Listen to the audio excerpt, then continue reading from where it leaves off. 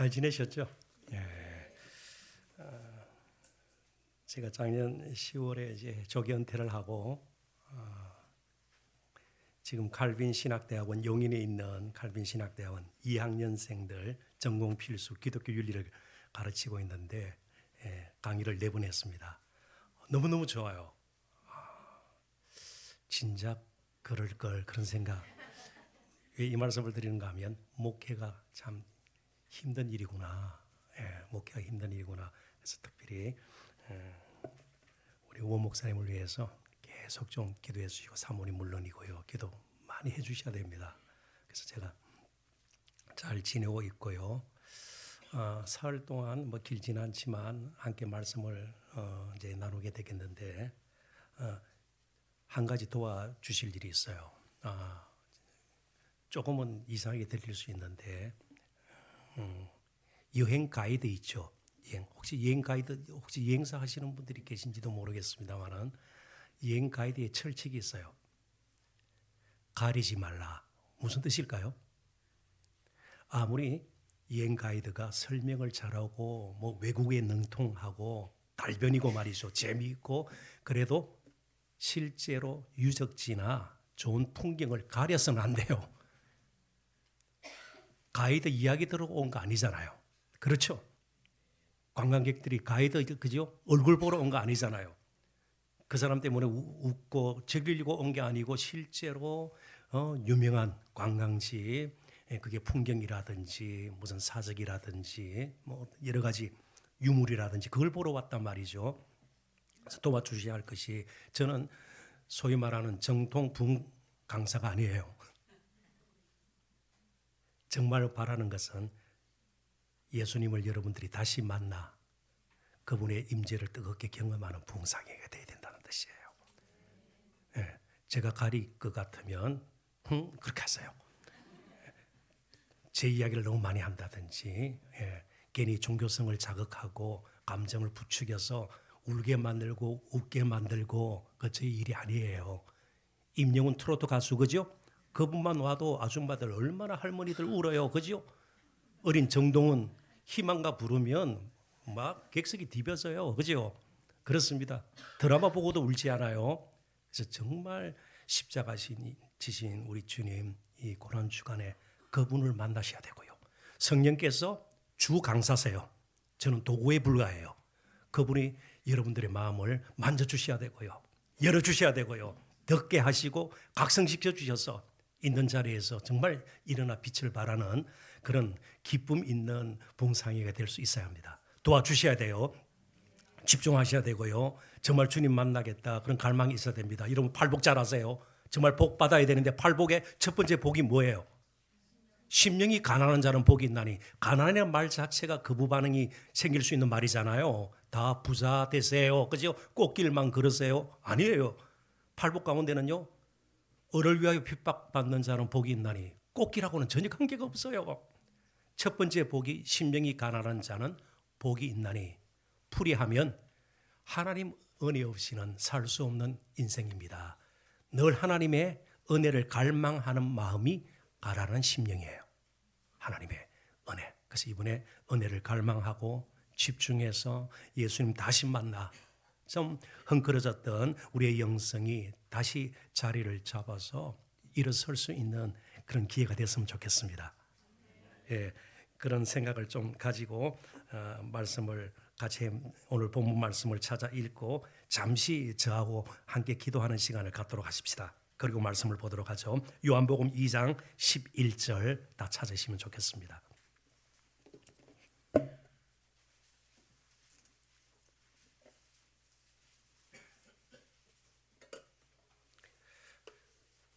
요한복음 2장 11절 한 목소리를 같이 읽어볼까요? 예수께서 이 표적을 갈릴리 가나에서 행하여 그의 영광을 나타내심에 제자들이 그를 믿으니라. 아멘. 이 시간 우리 한번 같이 기도할까요? 정말 이번에 말씀의 풍성한 세계로 들어가기를 원합니다. 비록 우리가 말씀을 나누고 또 인간인 저를 통해서 말씀이 전해지지만 정말 하나님의 그 무한한 영광스러운 세계에 들어가서 이전에 경험하지도 못했던 하나님의 영광스러운 거룩한 임재를 경험하고 우리의 영성이 다시 한번 역동성을 회복하고 정말 헌신의 결단도 할 수 있는 특별히 고난주간 몸 밖에 드릴 것 없어 이 몸 드립니다. 그런 우리의 마음이 새로워지는 이번 붕상이 되기를 원합니다. 성령께서 친히 이 자리에 함께 하셔서 우리를 다스려 주시고 마음을 만져주시고 열어주시고 고쳐주시고 회복시켜 주시기를 원합니다. 한번 간절한 마음으로 소리내어 기도하셔도 좋겠고요. 조용히 묵상으로 기도하셔도 좋겠습니다. 무엇이든 마음을 들여서 정말 간절한 마음을 가지고 함께 다 같이 기도하도록 하십시다. 다 같이 기도합니다. 하나님 아버지 은혜와 사랑을 진심으로 감사합니다. 오늘도 하나님 특별한 은혜로 저희들과 함께 해주실 줄 믿습니다. 성령의 지혜와 깨우침과 각성시키는 그 능력이 우리 가운데 임하여서 정말 하나님 만나고 예수 그리스도의 그 아름다움 영광을 바라보는 저희 모두가 되기를 원합니다. 성령께서 친히 강사가 되어 주시고 깨닫게 해주시고 마음 열어주셔서 아버지 하나님 우리의 잘못된 것 고치게 하시고 숨은 우상들이 다 타파되게 하시고 오직 주만 바라보는 귀한 시간 되기를 소원합니다. 첫 번째 말씀 이제 예수의 표적 정말 물로 포도주로 만드셨던 우리 주님 권능의 손에서 우리 자신이 다듬어지고 새롭게 변화받기를 원합니다. 우리 주기쁨 교회가 다시 영성을 회복하고 부흥과 성장을 향해서 건강하게 나아갈 수 있도록 인도하여 주옵소서. 하나님 고맙습니다. 특별한 뜻이 계셔서 특별한 이처럼 집회를 허락하여 주셨는데 성령께서 친히 강사가 되어 주셔서 우리의 마음을 열어주시고 만져주시고 깨워주시고 그래서 주시는 말씀이 우리의 길이 되고 복이 되고 빛이 되고 힘이 되어 이 말씀 붙들고 이 세상에서도 아름답게 주의 뜻 전하며 사는 우리 모두 되기를 소원합니다. 그렇게 우리 모두를 하나로 묶어주시고 이끌어주실 줄 믿사오고 감사하며 예수님 이름으로 기도합니다. 아멘. 1889년 오래전이죠. 4월 16일 한 남자아이가 영국에서 태어났습니다. 그리고 나흘 후 그러니까 1889년 4월 20일이 되겠죠. 또 다른 남자아이가 오스트리아에서 출생합니다. 그런데 이들은 자라서 동시대의 인물들이죠.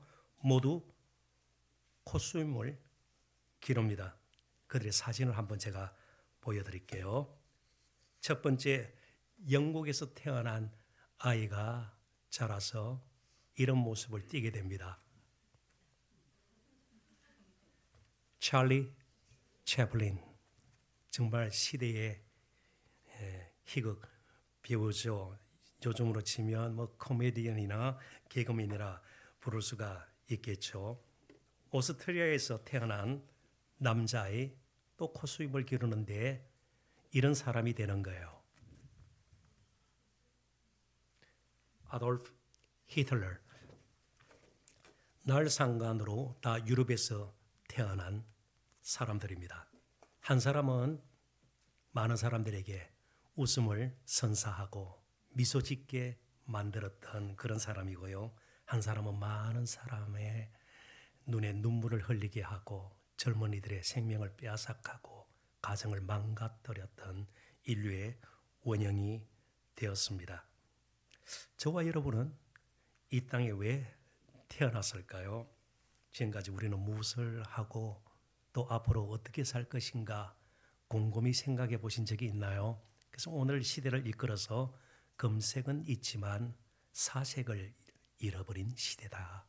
참 인생이 무엇이고 지금까지 걸어오는 길을 다시 한번 되돌아보고 선자지를 또 살펴보고 앞으로 어떤 길을 갈 것인가 고민하는 사색하는 그런 시간들을 가지기 힘들 정도로 세상은 빨리 변하고 바쁘게 돌아가고 있습니다. 성경에도 대략 3,000명 각기 다른 인물이 등장합니다. 모두 자신들에게 주어진 한 번밖에 없는 인생을 때로는 좋게 긍정적으로 때로는 나쁘게 부정적으로 단 한 번 살다 간 사람들입니다. 우리 역시 여러 번 인생을 산다면 중간에 한번 해보다가 또 길을 바꿔서 아니 살다가 도저히 아닌 것 같으면 쿠팡에서 물건을 그죠 주문을 했는데 마음에 들지 않으면 반품하듯이 인생을 반품하고 그럴 수가 없는 겁니다. 어차피 우리는 살아야 합니다. 자, 그렇다면 어떻게 사는 것이 우리에게 정말 필요할까 고민해 보아야 되지 않겠습니까? 창세기와 출애굽기에는 바로가 뭐죠? 애굽의 왕을 통칭하는 거예요. 바로는 왕이라는 뜻입니다. 그들의 본명이 다 있어요. 람세스 1세, 2세, 투탕카멘, 미라를 남긴 아주 유명한 그런 바로죠. 애굽의 왕을 통칭하는 말인데요. 무려 167번이나 등장합니다. 바로라는 말이. 그런데 유독 성경에 이름을 밝히는 사람이 있어요. 출애굽기에 보면 시브라 부아 히브리 산파들의 이름이에요. 그러니까 세상적으로 보면 비교할 수가 없죠. 바로 그 당시에 가장 힘있고 높은 자리에 있는 바로. 그렇지만 시브라 부아, 시브라는 아름다운 자, 부아는 향기로운 자, 이렇게 번역이 가능한 이름이에요. 이 산파와 비교할 수가 없죠. 종살이하는 히브리 민족의 산파들하고는 비교할 수가 없어요. 그렇지만 성경의 관심은요, 바로가 아니라 산파들이에요. 믿음으로 왕의 명령을 거절하고 하나님을 경외하면서 하나님의 뜻을 그들이 한 번밖에 없는 인생을 통해서 정말 펼치고자 했던 이 히브리 산파에 대해서 오히려 성경은 관심을 두는 것을 보게 됩니다. 오늘 우리에게도 오해는 마시고요. 엄청난 수의 교회와 엄청난 수의 목회자와 그리고 엄청난 수의 주일날 11시가 되면요, 온 거리를 가득 메우는 그런 교인의 수가 아니라 단 한 사람의 믿음의 사람. 하나님은 이 사람을 찾고 있어요. 오늘 밤 저와 여러분이 바로 그 자리에 섰으면 좋겠습니다. 특별히 고난주간을 저희들이 보내면서 예수님께 더 집중하고 십자가에 더 주목하는 그런 기회를 가져야 할 것입니다. 그래서 사흘간 몸밖에 드릴 것 없어 먼저 우리를 위해서 자신의 몸을 아끼지 아니하시고 내어주셨던 그 주님을 깊이 묵상하고 사모하는 가운데에 저희들도 몸밖에 드릴 것 없어 그런 마음의 다짐과 결단이 생기는 이번 부흥사경회가 되었으면 좋겠습니다. 그래서 예수의 표적 그리고 예수의 마음 그리고 예수의 흔적이라는 제목으로 요한복음과 빌립보서와 갈라디아서에 있는 말씀들을 세 번에 걸쳐서 상고하게 될 것입니다. 오늘은 예수님께서 물로 포도주를 만든 사건을 좀 다뤄볼까 합니다. 11절을 읽었지만 1절부터 11절이 한 문단이에요. 한 단락입니다. 그런데 이 문단은 요한복음에 7개의 표적이 나오는데 그중에 첫 번째 표적입니다. 이미 말씀드린 것처럼 예수님께서 물로 포도주를 만든 사건을 기록하고 있죠. 그런데 사도 요한은요, 그걸 단순히 기적이라 그러지 않고 표적이라고 그럽니다. 자, 한번 제가 질문을 드려볼게요. 기적과 표적의 차이가 무엇일까요? 기적과 표적. 그러니까 표적은 넓은 의미에서 기적이에요. 대신 표적은요, 교훈과 의미가 그 자체에 담겨 있는 기적입니다. 그러니까 물이 포도주가 되었다는 것은 단순히 기적 이상의 의미가 있는 거죠. 뭔가 예수님께서 그렇게 하신 행위는요, 그것 자체가 우리에게 의미가 있는 것이고요. 그것 자체가 메시지가 되는 거예요. 말씀이 되는 거예요. 그걸 우리들이 이제 찾아내야 되는 것이죠. 이 표적은 미리 좀 말씀을 드립니다. 예수님께서 메시아라는 구원자라는 그 사실과 이제 새로운 시대가 초래했다는 겁니다. 잠시 후에 살펴보겠습니다만은 예수님 없이는요, 이 세상에 어떤 철학자가 나타나도 간디와 같은 위대한 선생이 나타나도 사상가도 이념이라든지 무슨 정책이라든지 좋은 법안이라든지 이걸로 사람은 변하지도 않고 구원받을 수도 없습니다. 물이 포도주가 되는 것은요, 이 세상에서 특별히 뭔가 술을 쓴다고 해서 되는 것이 아니에요. 물이 포도주가 된다는 것은 극적인 것이에요. 한 번도 이 세상에서 일어난 적이 없는 거예요. 예수님만이 하실 수가 있는 거죠. 그게 표적이죠. 그러니까 예수님께서 이 땅에 오신 것은요, 실제적으로 어떤 변화도 일어날 수 있다는 거예요. 이걸 우리들이 우리 삶에 적용해야 돼요. 우리는 우리의 방식, 우리가 가진 지식, 우리의 경험, 또 우리가 판단하는 대로 되어지지 않으면 낙심이 되고요. 되면 하나님께서 도와주셨다 감사하는데요. 예수님이 오셨다는 것은, 물로 포도주를 만드셨다는 것은 어떠한 변화도 우리에게 일어날 수 있다는 것이에요. 우리가 가진 것이 없어도, 배운 것이 그렇게 별것 아니다 할지라도, 사회적으로 볼 때 내놓을 만한 그런 자리에 있지 않다 할지라도, 하나님께서 원하시면 우리를 통해서도 마치 십부라와 부활을 통해서도 일하셨던 것처럼 그렇게 충분히 변화가 일어날 수 있다는 거예요. 이게 예수님께서 물을 가지고 포도주를 만든 표적의 그런 의미죠. 이미 아모스 선지자는요, 이런 예수님에 대해서 포도주와 연결해서 말씀을 예언했습니다. 아모스서 9장 13절 14절 읽어볼게요. 여호와의 말씀이니라. 보라, 날이 이를지라. 그때 파종하는 자가 곡식 추수하는 자의 뒤를 이으며 포도를 밟는 자가 씨 뿌리는 자의 뒤를 이으며 산들은 단 포도주를 흘리며 작은 산들은 녹으리라. 내가 내 백성 이스라엘이 사로잡힌 것을 돌이키리니 그들이 황폐한 성읍을 건축하여 거주하며 포도원들을 가꾸고 그 포도주를 마시며 과은들을 만들고 그 열매를 먹으리라. 예수 그리스도로 임한 하나님 나라의 풍성함을 아모스서는요, 그 당시 그들이 흔히 볼 수 있었던 포도원 이야기를 하면서 이렇게 예언을 한 것입니다. 자, 그렇다면 물이 포도주로 변한 이 사건, 혼인잔치, 이런 것들을 이제 우리가 어떻게 다가가서 그 의미를 파헤칠까, 오늘 우리의 작업이에요. 그리고 오늘 이 말씀을 통해서 우리 주기쁨교회가 새로운 도약과 부흥의 시대를 어떻게 준비할 것인가. 우리가 코로나 시대를 보내면서 고백하는 것이 무엇입니까?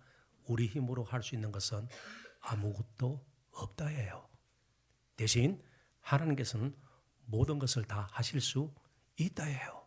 그래서 오늘 예수님께서 정말 드러내신 이 표적을 우리가 다시 한번 붙들어야 할 것입니다.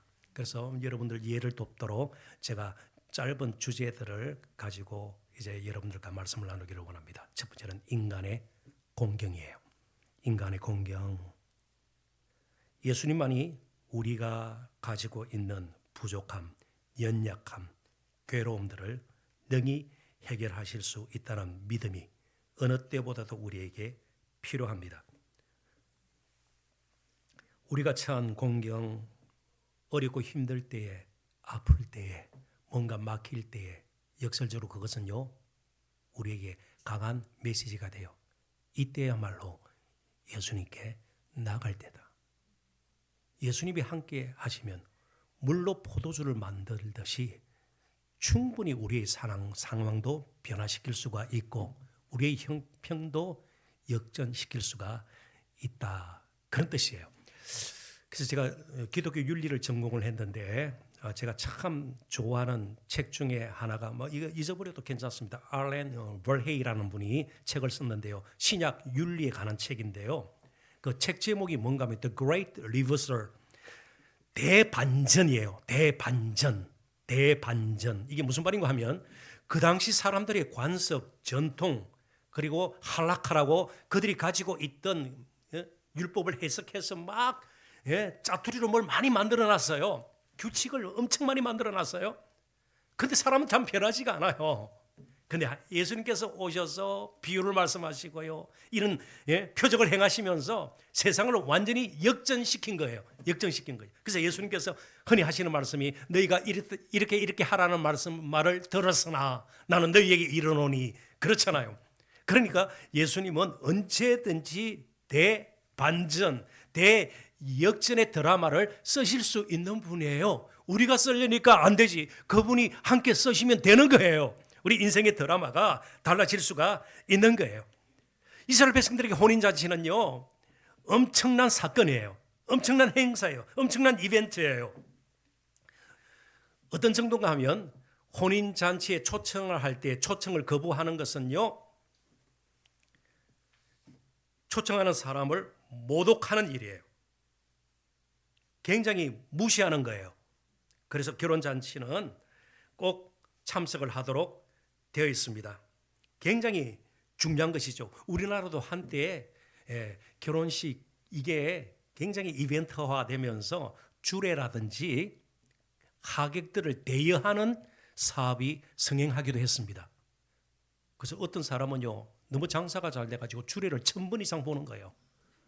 입심이 좋았던 것 같아요. 그래서 가서 이제 전혀 관계가 없어요, 신랑 신부하고. 그 전문 주례자 말이죠. 그렇게 불려가죠. 보통 유대인들은요, 초혼일교, 처음 결혼할 때는 처녀들은 주로 수요일에, 재혼일 경우에는 목요일에 하게 됩니다. 그리고 일주일간 정도 결혼잔치를 하게 돼요. 이 다음 미시나라는 랍비들의 구전, 율법 성sen들의 입으로 전해 내려오는 정통을 정리한 책이 미시나인데, 거기에 따르면 그렇다는 거예요.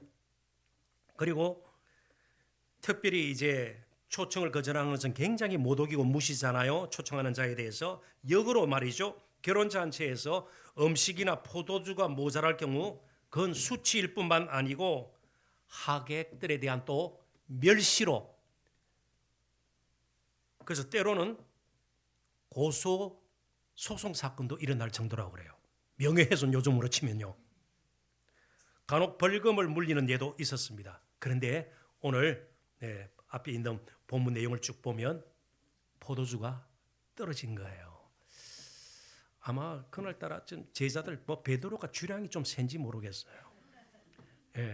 아마 대충 하객들의 수를 생각을 하고 포도주를 준비를 했을 텐데 모자란 거예요. 그러니까 이제 큰일 났습니다. 완전히 수치스러운, 하객들에게 굉장히 정말 무시를, 고통을 줄 수 있는 그런 심각한 상황이 되었습니다. 그때 마리아가 예수님께 뭐라고 그러죠? 포도주가 떨어졌다 그러는 거예요. 3절 4절에 보면요, 그때 4절에 예수님의 말씀을 우리가 좀 주목을 해야 할 것입니다. 여자여 나와 무슨 상관이 있나이까? 잘 아시는 말씀이죠. 여자여 나와 무슨 상관이 있나이까? 야, 이 예수님은 어머니를 무시하나, 이 젊은 30대거든요. 아주 젊은 초반에 사람이 어떻게 그래도 어머니를, 여자여 무슨 상관이 있나이까? 헬러 원문대로 제가 좀 직역을 합니다. What to me and to you.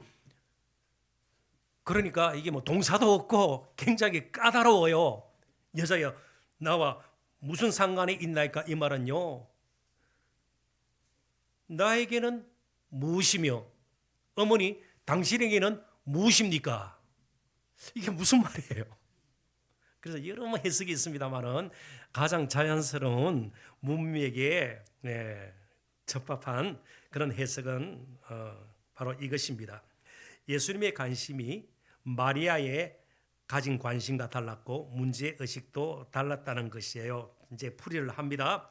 여자여 나와 무슨 상관이 있나이까? 이건 무리한 표현이라기보다는 모든 것이 나의 손에 있으니 나에게 맡기십시오. 나는 나대로의 방책이 있습니다. 왜냐하면 4절에 보면 내 때가 아직 이르지 아니하였나이다. 그러니까 예수님께서 단순히 사람들에게 포도주를 많이 제공하기 위해서 이 땅에 오신 것이 아니다, 이런 뜻이죠. 내 때가 아직 이르지 아니나.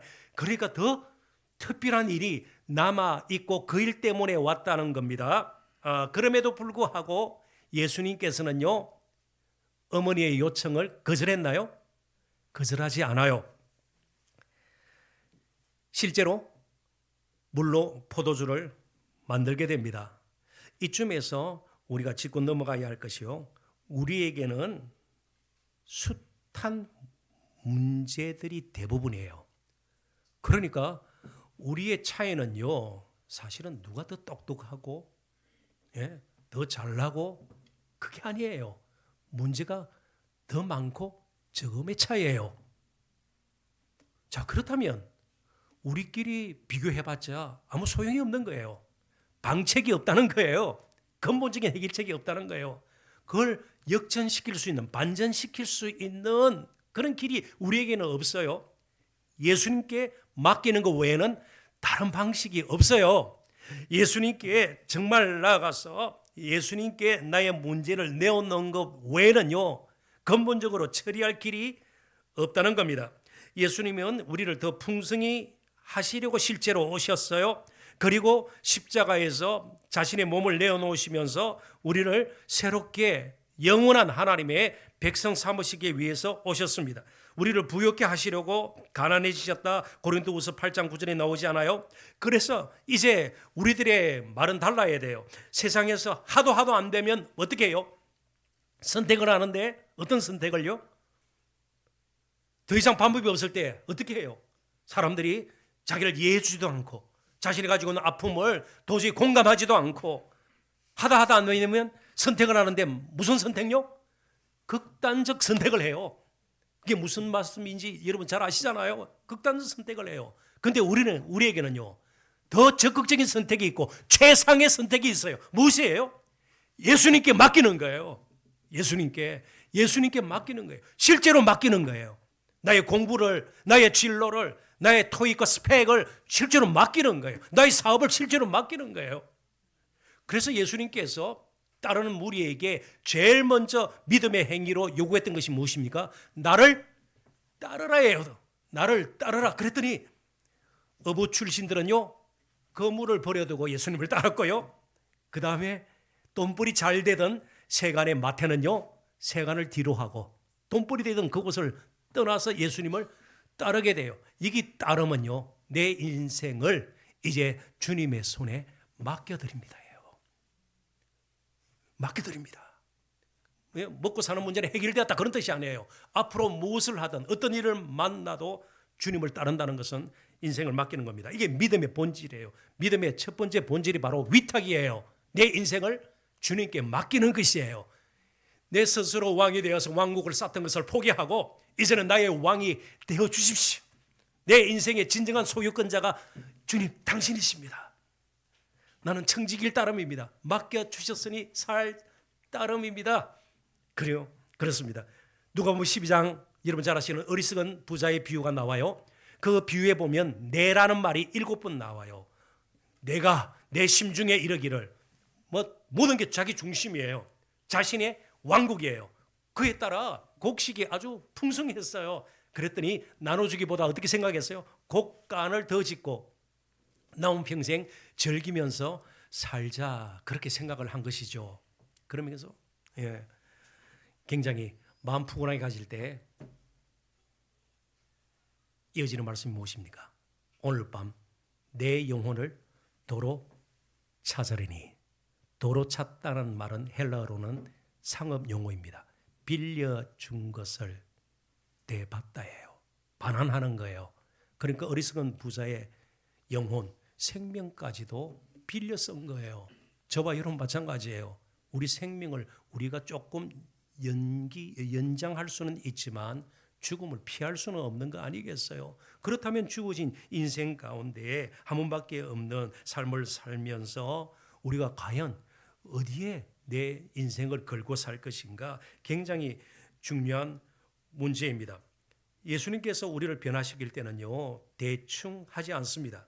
10절에 보면 사람마다 먼저 좋은 포도주를 내고 취한 후에 낮은 것을 내거늘 그대는 지금까지 좋은 포도주를 두었다. 왜 때로는 예수님께서 빨리 우리의 기도를 응답하지 않고 나의 형편을 좀 아시면 좀 대충 빨리 좀 문제가 해결됐으면 좋겠는데 그러지 않아요. 왜요? 예수님은 항상 온전한 것을 우리에게 주시기를 원하세요.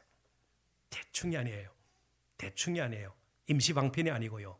가장 좋은 것 주시기를 원하시기 때문에 시간이 걸립니다. 그래서 4절에 내 때라는 말이 나와요. 요한복음에 11번이나 나오는 단어인데요. 무엇을 맡겼으면 예수님께서 그의 방법과 시간이 맞추어 일하실 것을 믿고 기다리는 것도 굉장히 필요합니다. 사람들이 기다리는 것이 힘드니까, 특별히 앞으로 내 인생이 어떻게 될까 다 궁금하니까 점집을 찾기도 해요. 그리스도인들도 찾나요?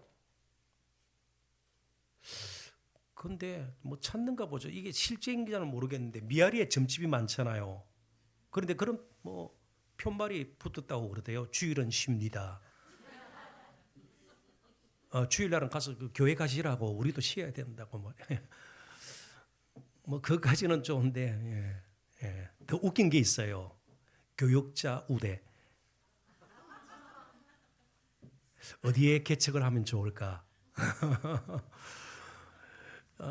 그래서 요즘 점치는 사람들도 이제 명함을 가지고 다닌다고 그랬는데요. 그럼 뭐 앞에는 한글로, 그죠? 그 무슨 철학관, 철학원, 원장 뭐 이렇게 하고 뒤에는 또 영어로 이렇게 박아간다고 그래요. 그래서 점쟁이, 우리는 뭐 점쟁이 그러잖아요. 근데 영어로 뭐 점쟁이는 뭐라 그런지 아세요?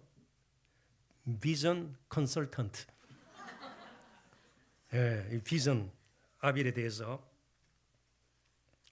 그러니까 점쟁이들이 지금 무속인들이 파묘라는 영화도 나왔잖아요. 제 부부도 결국 봤어요. 사람들이 왜 저렇게 몰려갈까? 완전히 우스꽝스러운 영화인데도 사람들이 그렇게 막 빠져드는 것 같아요. 거기 막 굿도 나오고 말이죠. 묘자리 보고 막 귀신도 등장하고 막 그런데 사람들이, 특별히 젊은이들이 많이 보러 가는 것 같아요. 왜 그럴까요? 맡길 데가 없는 거예요. 불안하니까 그런 거예요. 불안하니까. 마음에 평안함이 없는 거예요. 하나님께 집중하고 예수님께 집중하고 내 인생을 맡아주실 분이 계시다 이럴 때에 우리에게 밀려오는 것이 평안입니다. 염려가, 그래서 물러가는 거예요. 염려 자체를 없애려고 해도 안 돼요. 불안감을 없애려고 아무리 애를 써도 안 돼요. 예수님께 나아가면 참된 안식이 있는 거죠. 정말 하나님 붙들 때에 우리 인생이 새로워질 수 있다는 확신을 가질 때에 우리가 반복되는 일, 늘 별 변화 없는 일이라 할지라도 그 가운데서 인생의 가치를, 의미를 다시 발견할 수가 있는 것이죠. 좀 기다림도 우리에게는 필요합니다. 그래서 제가 미국 목사님의 설교 가운데 들었던 말씀을 제가 좀 인용을 할까 합니다. 네 랄프 데이비스라는 목사님이신데요. 짧지만 굉장히 의미가 있어요. 여호와는 침묵하실 수 있으나 눈은 결코 감지 않으신다.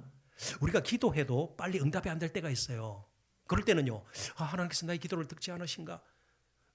예수님께서 엘리 라마 사막다니, 나의 하나님 나의 하나님 어찌하여 나를 버리셨나이까 할 때 하늘이 침묵했습니다. 그렇지만 하나님은요, 눈을 감으신 적이 없다. 우리의 형편을 아신다는 거예요.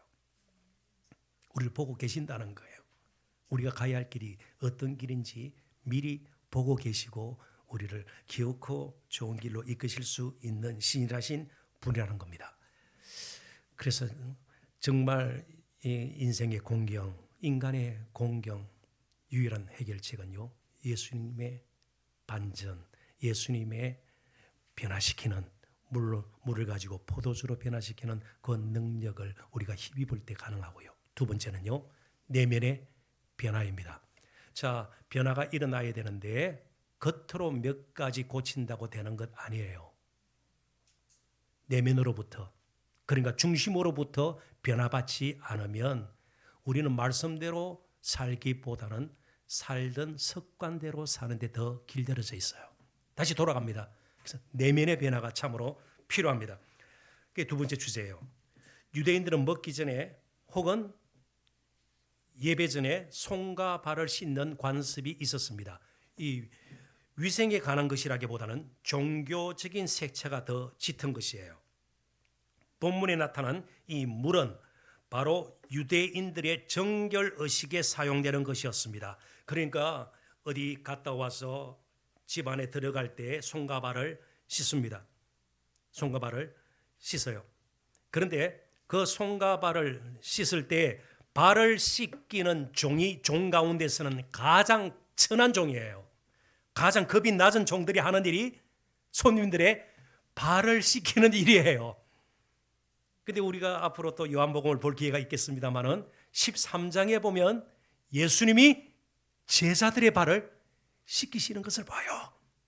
가장 천한 종이 하는 일을 예수님께서는 하시는 것을 우리가 보게 됩니다.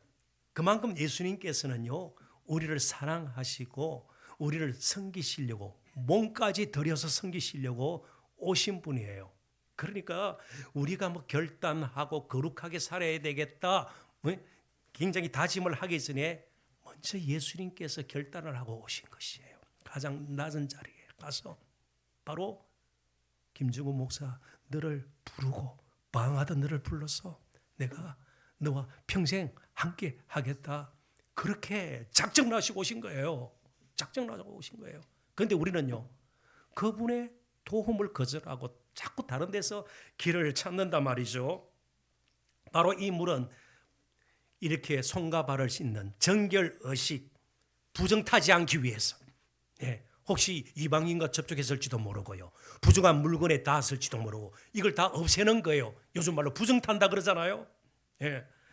그걸 위해서 준비된 물이에요. 6절에 보면 두세 통 드는 돌 항아리 6이라는 그런 말이 나오죠. 한 통은 40리터 정도의 물의 양을 의미합니다. 40리터. 그러니까 1리터짜리 물병 한번 생각해 보십시오.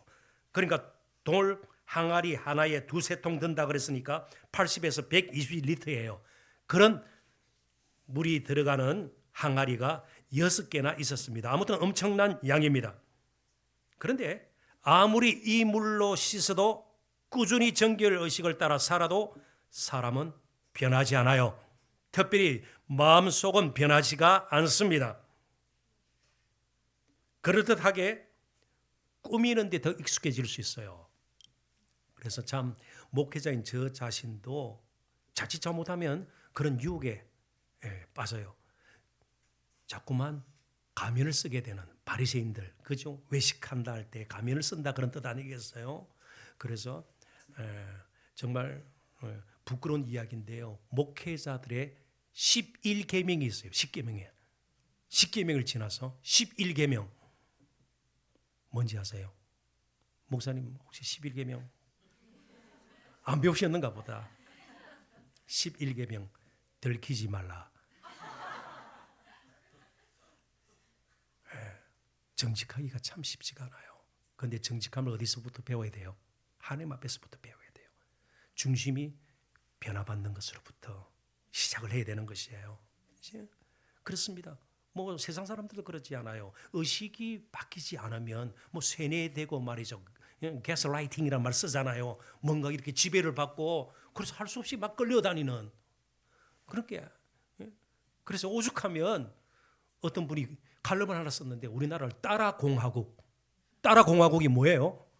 다른 사람이 뭐 하니까 따라하고 말이죠. 다른 사람이 어떤 그 옷을 입으니까 또 입고 말이죠. 따라 필요하지도 않는데 다 따라하는 그게 아니다 말이죠. 마음의 중심이 변하고 중심이 굳건하면 거기서부터 충분히 여러 가지 일들을 제대로 해낼 수가 있는 겁니다. 자, 표적이라고 그랬어요. 의미가 담겨 있는. 이게 오늘 중요한 포인트예요. 물로 사람은 변하지가 않아요. 그래서 이 물로 포도주를 만드시면서 예수님께서 결국은 요한복음 전체에서 우리에게 가르치는 것이 있어요. 사람이 변화받으려면 예수 그리스도의 피밖에 없네. 그래서 성장식 때 포도주를 들면서 뭐라고 그랬어요? 제자들에게 이것은 너희 죄를 사하는 새 언약의 피니라. 예수 그리스도 안에서만 진정한 변화가 있다는 것이 오늘 이 표적 사건의 중심이에요. 그것으로부터 나머지 6개 표적도 다 뒤따라가는 거예요. 다 뒤따라가는 거예요. 첫 번째 표적, 오직 예수 그리스도로 말미암아 변화가 일어나고 내면으로부터 변화. 그래서 궁극적으로 정말 죄사함에 이르게 하고 새로운 인생을 살게 되는 것은 예수 그리스도의 피밖에 없네. 정말 마음이 변화되어야 우리의 행동이 변화될 것이고요. 그 다음에 행동이 쌓여서 결국은 우리의 일생이 되는 것이에요. 그래서 어떤 분은 그런 이야기까지 하지 않았어요? 지금 행동을 결정하는 것은 우리이지만 어느 땐가 우리가 행했던 그 행동이 우리를 결정할 것이다 말이죠. 정말 마음으로부터 우리가 발라야, 마음으로부터 정직해야, 마음으로부터 정말 진실하고 하나님을 정말 갈망해야 그때부터 우리의 삶의 변화가 일어날 것이고 가정도 변화가 될 것이고요. 그리고 우리 주기쁨 교회도 변화가 될 것입니다. 마음으로부터의 변화가 참으로 있어야 하는 거예요. 그래서 정말 우리가 이번 부흥사경회를 하면서 나 자신부터 먼저 변화를 받고 변화를 받되 내 중심에서부터 좀 마치 지진이 일어나는 것처럼 영적인 흔들림이 정말 있어서 우리가 각성하고 정말 새로워져야 할 것입니다. 이 말씀을 좀 찾아봤으면 좋겠는데 수고스럽지만 한번 찾아보실래요? 누가복음 17장 26절부터 30절. 누가복음 17장 26절부터 30절.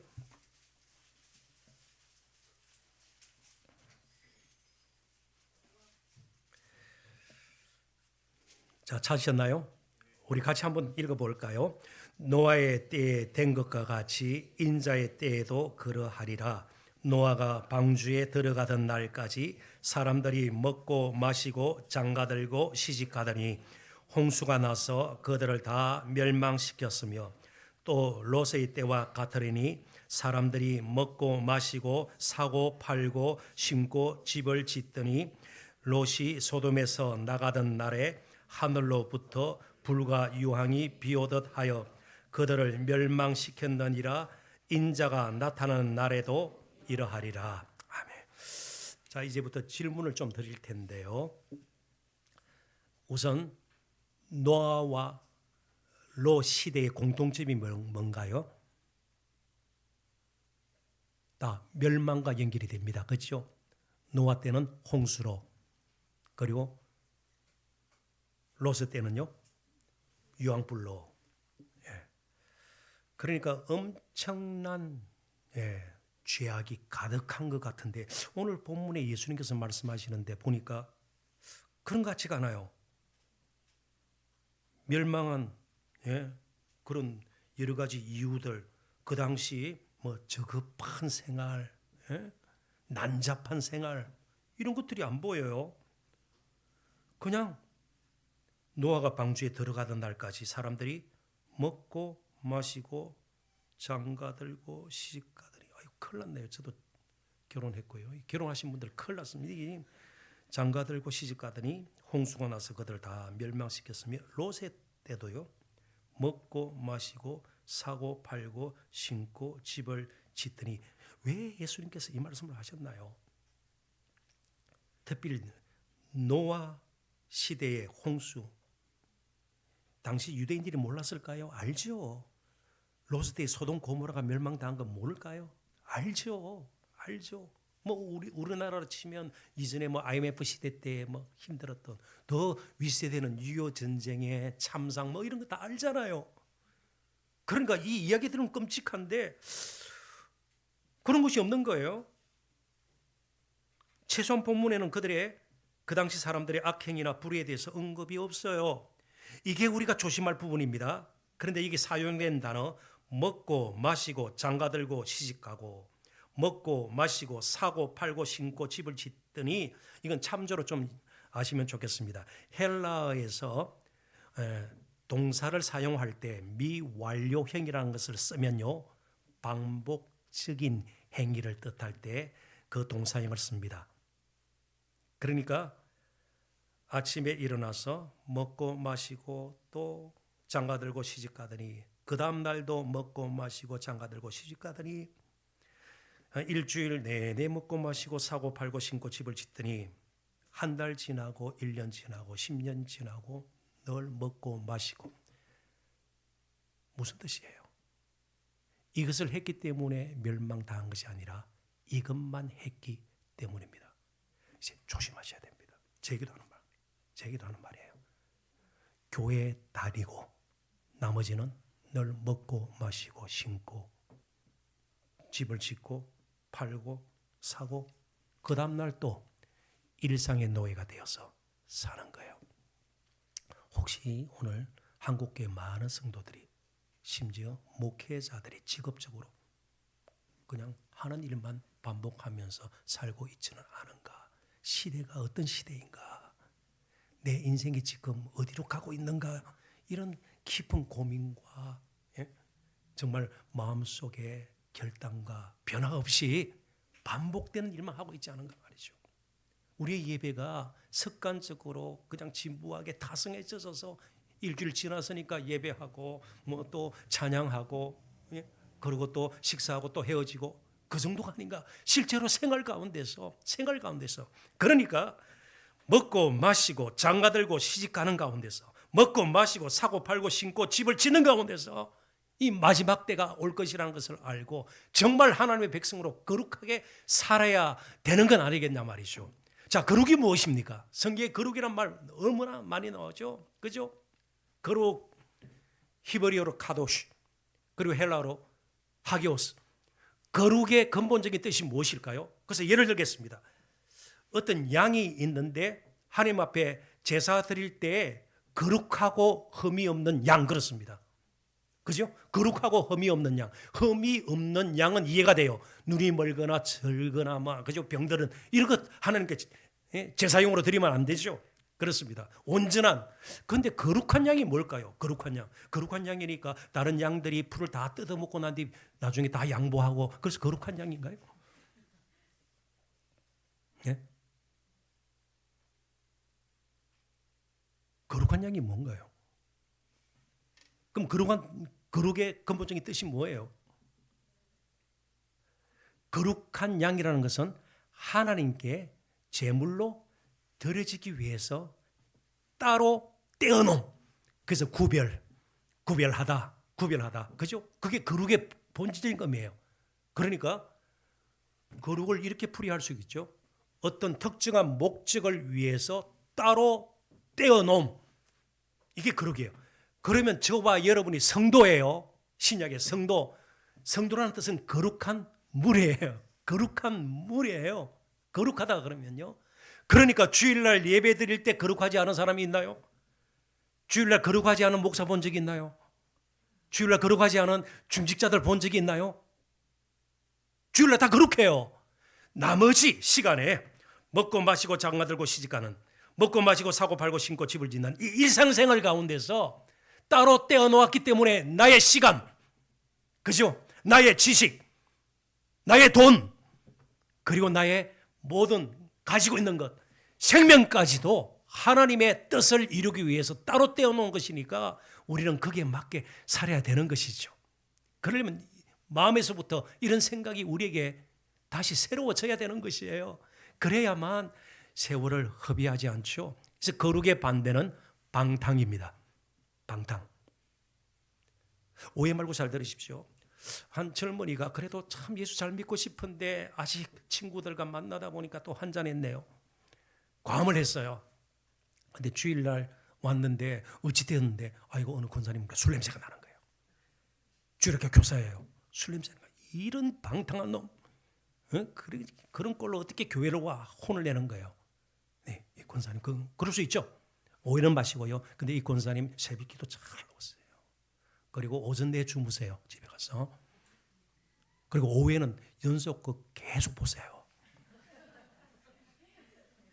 시간 잘못 사용하는 거 방탕입니다. 누가 더 방탕할까요? 시간 잘못 사용하는 거 방탕이에요. 물질 잘못 사용하는 거 방탕이에요. 그러니까 뭐 술 취해가지고 노상방뇨를 하고 뭐 노래를 아무데나 부르고 이게 성경에서 말하는 방탕이 아니에요. 주어진 것을 거룩하게 사용하지 못하고 함부로 사용하는 거예요. 자기 마음대로 사용하는 거예요. 그게 방탕이에요. 거룩의 반대말이에요. 거룩은요, 정말 하나님께서 우리에게 주신 비전과 소명을 따라 주어진 성김의 계획을 따라 우리가 가진 것을 제대로 잘 사용하도록 떼어놓은 것들이에요. 그래서 저와 여러분은 거룩한 백성으로 이제는 살아야 되는 것이죠. 교회가 거룩하다? 아니에요. 교회 연수만 뭐 전통을 자랑하고 아니죠. 이게 아니에요. 마음이 확정한 바대로 중심이 변화되어서 이제 저희들의 삶을 이어가야 합니다. 마지막 세 번째 결론적인 말씀입니다. 생활의 표적입니다. 저와 여러분의 변화된 삶이 물이 표도주가 변하듯이 저와 여러분이 예수님으로 말미암아 변화된 삶이 이 세상의 표적이 되어야 합니다. 예수님 살아계시다.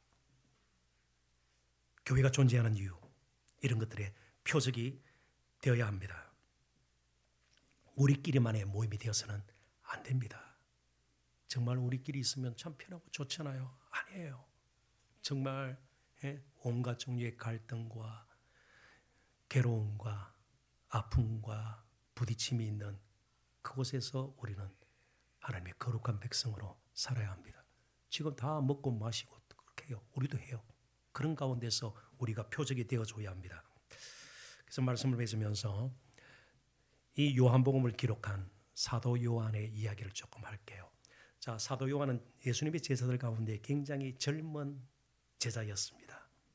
그리고 오랫동안 살았죠. 요한계시록을 기록할 때까지 그렇게 오래 살았습니다.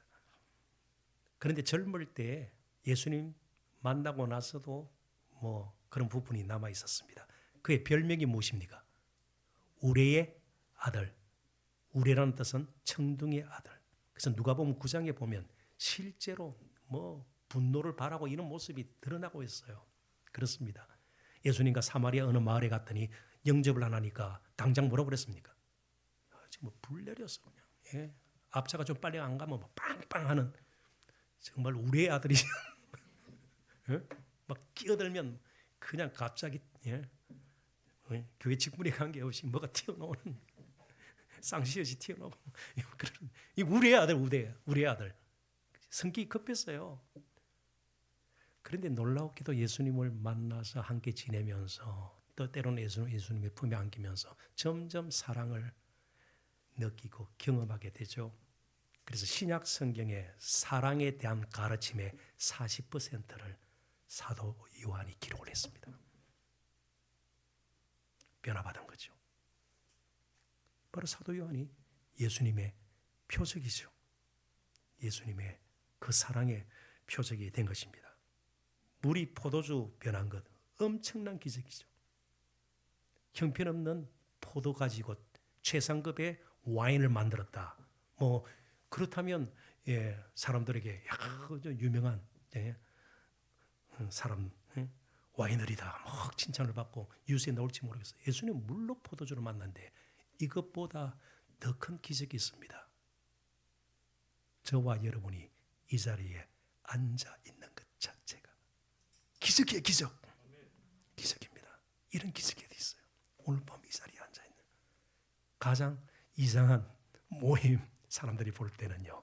불편한 시간 이 시간에 앉아서 이제 우리들이 나가서 표적이 되어야 합니다. 그래서 기도의 무릎을 꿇고 중심으로부터 변화를 받고 정말 이제부터 우리의 삶이 너무 비슷한 생활 먹고 마시고 시집가고 장가가고 그들의 일상이었어요. 예수님 당시 그런 삶이 이어진다 할지라도 그 가운데서 거룩한 백성으로 살아내는 복이 있었으면 좋겠습니다. 정말 제가 여러분들을 격려하기를 원해요. 그래서 영화 이야기 하나 하고 이제 마칩니다. 찰턴 헤스턴이 주연한 벤 허라는 영화가 있습니다. 벤 허. 그죠? 명작이죠. 1959년에 이 영화가 나왔으니까 꽤 오래전입니다. 가장 극적인 장면은 아마 마지막 부분에 나오는 마차 경주일 거예요. 혹시 기억이 나는지 모르겠습니다. 이 3개월에 걸쳐서 이 경주를 촬영을 했다고 그러는데 그 당시는 오늘날처럼 스턴트맨이라고 그러죠. 대역이 그렇게 발달하지 않았던 것 같아요. 그래서 이 헤스톤이 마차 모는 법을 4주에 걸쳐서 배우게 됩니다. 개인적으로 마차를 이렇게 몰게 되고 이제 어느 정도 마차를 몰 수 있게 됐는데 이 찰스 헤스턴이 당시 감독인 윌리엄 와일러에게 이렇게 이야기를 했어요. 이제 전차 모는 법은 알게 되었지만 이 실력으로 경주에서 이길 수 있을는지 잘 모르겠습니다. 자기 실력으로 어떻게 이 말에 와일러 감독이 했던 말이 참 유명한 말이에요. 그냥 경주에 참가하기만 하면 됩니다. 극본에 따라 어떤 일이 있어도 당신을 이기게 할 거예요. 극본에는 어떻게 되어 있습니까? 각본에 따라 찰턴 헤스턴이 이기게 되어 있습니다. 그러니까 두려움 없이 경주에 참가하기만 하면 되는 거예요. 저와 여러분의 남은 인생의 극본은 우리 주님, 예수님의 손에 있어요. 우리가 결단하고 맡기고 이제 거룩하게 살고자 마음부터 다짐하고 시작하면 결국은 이기게 할 것입니다. 그분이 각본을 가지고 계세요. 그리고 아름답게 우리 인생의 드라마가 이어질 것입니다. 예수의 표적으로 당당하게 사십시오.